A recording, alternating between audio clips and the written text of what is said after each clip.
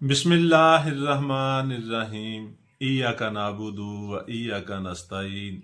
ए अल्लाह, हम तेरी ही इबादत करते हैं और तुझी से मदद चाहते हैं और तू बेहतरीन मदद करने वाला है। ਦੋਸਤੋ, ਪ੍ਰਵੀਨ ਸ਼ਾਕਰ ਇੱਕ ਮਸ਼ਹੂਰ ਸ਼ਾਇਰਾ ਸੀ ਤੇ ਉਹਨੇ ਇੱਕ ਸ਼ੇਰ ਕਿਹਾ ਸੀ कि मैं सच कहूंगी फिर भी हार जाऊंगी, वो झूठ बोलेगा और लाजवाब कर देगा। ਤੇ ਦੋਸਤੋ, ਅੱਜ ਦੀ ਵੀਡੀਓ ਦਾ ਮੌਜੂ ਹੈ ਜਿਹੜੇ ਝੂਠ ਬੋਲਣ ਵਾਲੇ ਲੋਕ ਹਰ ਗੱਲ ਦੇ ਵਿੱਚ ਝੂਠ ਦੀ ਸ਼ਰੀਨੀ ਮਿਲਾਉਂਦੇ ਨੇ, ਹਰ ਗੱਲ 'ਚ ਝੂਠ ਬੋਲਦੇ ਨੇ ਤੇ ਹਰ ਗੱਲ ਨੂੰ ਝੂਠ ਦੇ ਨਾਲ ਹੀ ਸੱਚ ਸਾਬਤ ਕਰਦੇ ਨੇ। ਉਹ ਬੱਚੇ ਹੋਣ, ਬੜੇ ਹੋਣ, ਮਰਦ ਹੋਣ, ਔਰਤਾਂ ਹੋਣ। ਤੇ ਅਕਸਰ ਬੱਚੇ ਜਿਹੜੇ ਨੇ ਝੂਠ ਦਾ ਸਹਾਰਾ ਲੈਂਦੇ ਨੇ। ਘਰ ਦੇ ਜਦੋਂ ਵਾਲਦੈਨ ਬੜੇ ਲੋਕ ਕੋਈ ਚੀਜ਼ ਲੈਣ ਭੇਜਦੇ ਨੇ, ਉਹ ਅਕਸਰ ਉਹਦੇ 'ਚ ਗਬਨ ਕਰਦੇ ਨੇ। 10 ਰੁਪਏ ਚੀਜ਼ ਆ ਕੇ 20 ਦੀ ਦੱਸਣੀ, ਫਿਰ ਕਹਿਣਾ ਕਿ ਜੀ ਦੁਕਾਨਦਾਰ ਨੇ ਮਹਿੰਗੀ ਦਿੱਤੀ ਆ। ਉਹ ਫਿਰ ਝੂਠ ਦਾ ਸਹਾਰਾ ਲੈਂਦੇ ਨੇ। ਇਵੇਂ ਹੀ ਦਫ਼ਤਰਾਂ 'ਚ ਕੰਮ ਕਰਨ ਵਾਲੇ ਲੋਕ ਆਪਣੀ ਬੇਗਮਾਤ ਨੂੰ ਝੂਠ ਸੁਣਾਉਂਦੇ ਨੇ ਕਿ ਮੇਰੀ ਤੇ ਮੀਟਿੰਗ ਸੀ, ਹਾਲਾਂਕਿ ਉਹ ਕਿਸੇ ਐਂਟਰਟੇਨਮੈਂਟ ਵਾਸਤੇ ਗਏ ਹੁੰਦੇ ਨੇ, ਦੋਸਤਾਂ ਨਾਲ ਗਏ ਹੁੰਦੇ ਨੇ ਜਾਂ ਕਿਸੇ ਐਸੀ ਸਰਗਰਮੀਆਂ 'ਚ ਗਏ ਹੁੰਦੇ ਨੇ, ਮੁਲਵਸ ਹੁੰਦੇ ਨੇ ਕਿ ਉਹ ਘਰ ਦੱਸਣਾ ਨਹੀਂ ਚਾਹੁੰਦੇ। ਤੇ ਜਦੋਂ ਉਹਨਾਂ ਦੀਆਂ ਬੀਵੀਆਂ ਪੁੱਛਦੀਆਂ, ਉਹ ਕਹਿੰਦੇ ਬੌਸ ਨੇ ਅੱਜ ਕੰਮ ਹੀ ਇਹਨਾਂ ਦਿੱਤਾ ਕਿ ਟਾਈਮ ਹੀ ਹੁਣ ਮਿਲਿਆ, ਲੈ ਅੱਧੀ ਰਾਤ ਹੋ ਗਈ ਆਉਂਦਿਆਂ ਆਉਂਦਿਆਂ, ਜਾਂ ਮੈਂ ਆਪਣਾ ਫਲਾਣੇ ਕੰਮ ਚਲਾ ਗਿਆ ਸੀ। ਉਹ ਹਮੇਸ਼ਾ ਝੂਠ ਬੋਲ ਕੇ ਤੇ ਦੂਸਰੇ ਨੂੰ ਮੁਤਮਿਨ ਕਰਦੇ ਨੇ, ਵਾਲਦੈਨ ਨੂੰ, ਬੀਵੀਆਂ ਨੂੰ ਤੇ ਬੱਚੇ ਵਾਲਦੈਨ ਨੂੰ। ਤੇ ਅਕਸਰ ਬੀਵੀਆਂ ਵੀ ਫਿਰ ਝੂਠ ਬੋਲਦੀਆਂ ਨੇ ਕਿ ਉਹ ਆਪਣੀ ਗੱਲ ਨੂੰ ਛੁਪਾ ਲੈਂਦੀਆਂ ਨੇ। ਜਦੋਂ ਵਾਲਦੈਨ ਜਾਂ ਘਰ ਵਾਲੇ ਪੁੱਛਦੇ ਨੇ, ਉਹ ਵੀ ਫਿਰ ਝੂਠ ਦਾ ਸਹਾਰਾ ਲੈਂਦੀਆਂ ਨੇ।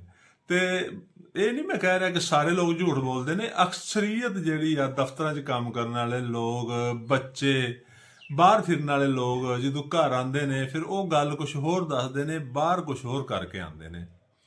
ਤੇ ਦੋਸਤੋ, ਇਹ ਜਿਹੜਾ ਝੂਠ ਆ ਇਹ ਸਾਡੇ ਮਾਸ਼ਰੇ 'ਚ ਰਚ ਬਸ ਗਿਆ ਹੈ ਤੇ ਅਸੀਂ ਇਹਦਾ ਤਦਾਰਕ ਵਾਸਤੇ ਇੱਕ ਵੀਡੀਓ ਬਣਾ ਰਹੇ ਹਾਂ ਕਿ ਜਿਹੜੇ ਲੋਕ ਹਮੇਸ਼ਾ ਹੀ ਝੂਠੇ ਨੇ, ਆਪਣੇ ਆਪ ਨੂੰ ਸੱਚ ਸਾਬਤ ਕਰਦੇ ਨੇ ਝੂਠ ਬੋਲ ਕੇ। ਕਿਉਂਕਿ ਝੂਠ ਹੁੰਦਾ ਹੀ ਇੰਨਾ ਮਿੱਠਾ ਹੈ ਕਿ ਝੂਠ ਜਦੋਂ ਬੋਲਿਆ ਜਾਂਦਾ ਹੈ ਉਹਦੇ ਤੇ ਯਕੀਨ ਕਰ ਲਿਆ ਜਾਂਦਾ ਵਾ। ਤੇ ਹੋਮਿਓਪੈਥਿਕ ਤਰੀਕਾ ਇਲਾਜ ਇੱਕ ਐਸਾ ਤਰੀਕਾ ਇਲਾਜ ਆ ਜਿਹੜਾ ਇਨਸਾਨ ਦਾ ਨਾ ਸਿਰਫ ਮਿਜ਼ਾਜ ਬਦਲ ਸਕਦਾ ਹੈ ਬਲਕਿ ਉਹਦੀ ਆਦਤ ਬਦਲ ਸਕਦਾ ਹੈ। ਤੇ ਅੱਜ ਦੀ ਜਿਹੜੀ ਦਵਾਈ ਆ ਇਹ ਝੂਠ ਬੋਲਣ ਦੀ ਆਦਤ ਨੂੰ ਖਤਮ ਕਰ ਦਿੰਦੀ ਆ, ਇਨਸਾਨ ਦੀ ਆਦਤ ਬਦਲ ਦਿੰਦੀ ਆ। ਅਗਰ ਬੱਚੇ ਝੂਠ ਬੋਲਦੇ ਆ ਤੇ ਬੱਚਿਆਂ ਨੂੰ ਇਹ ਦਵਾਈ ਦਿਓ, ਬੱਚਿਆਂ ਦੀ ਆਦਤ ਬਦਲ ਜਾਏਗੀ। ਬੱਚੇ ਹਮੇਸ਼ਾ ਹੀ ਸੱਚ ਬੋਲਣ ਲੱਗ ਪੈਣਗੇ।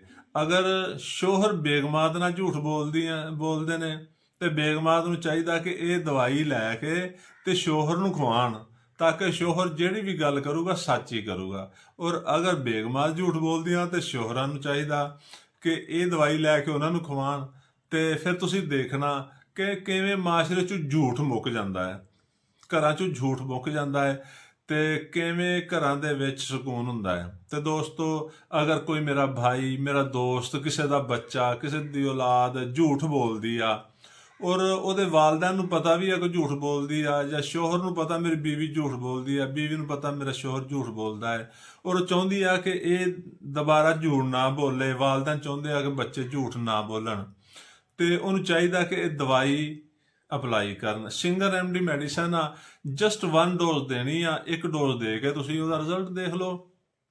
ਫਿਰ ਤੁਸੀਂ ਦੇਖੋਗੇ ਕਿ ਜਿਹੜਾ ਬੱਚਾ ਹਮੇਸ਼ਾ ਹੀ ਝੂਠ ਬੋਲਦਾ ਹੈ, ਜਿਹੜਾ ਮਰਦ ਹਮੇਸ਼ਾ ਹੀ ਝੂਠ ਬੋਲਦਾ ਹੈ, ਉਹ ਕਦੀ ਵੀ ਝੂਠ ਦਾ ਸਹਾਰਾ ਨਹੀਂ ਲਏਗਾ। ਉਹ ਹਮੇਸ਼ਾ ਸੱਚ ਨੂੰ ਆਪਣਾ ਵਤੀਰਾ ਬਣਾਏਗਾ ਔਰ ਆਪਣੀ ਹਮੇਸ਼ਾ ਹੀ ਸੱਚ ਬੋਲੇਗਾ। ਤੇ ਦੋਸਤੋ, ਕਰਨਾ ਕੀ ਆ, ਅਗਰ ਕਿਸੇ ਦੋਸਤ ਦਾ, ਕਿਸੇ ਭਾਈ ਦਾ ਜਾਂ ਕਿਸੇ ਵਾਲਦੈਨ ਦਾ ਇਹ ਇਸ਼ੂ ਆ ਕਿ ਉਹਦੇ ਬੱਚੇ, ਉਹਦੇ ਘਰ ਵਾਲੇ, ਉਹਦਾ ਸ਼ੋਹਰ, ਉਹਦੀ ਬੀਵੀ ਝੂਠ ਬੋਲਦੀ ਆ ਔਰ ਉਹ ਚਾਹੁੰਦੇ ਆ ਕਿ ਉਸ ਝੂਠ ਨੂੰ ਖਤਮ ਕੀਤਾ ਜਾ ਸਕੇ, ਤੇ ਪਰੇਸ਼ਾਨ ਨਹੀਂ ਹੋਣਾ, ਹੋਮਿਓਪੈਥਿਕ ਦਵਾ ਸਲਫਰ ਲੈਣੀ ਆ।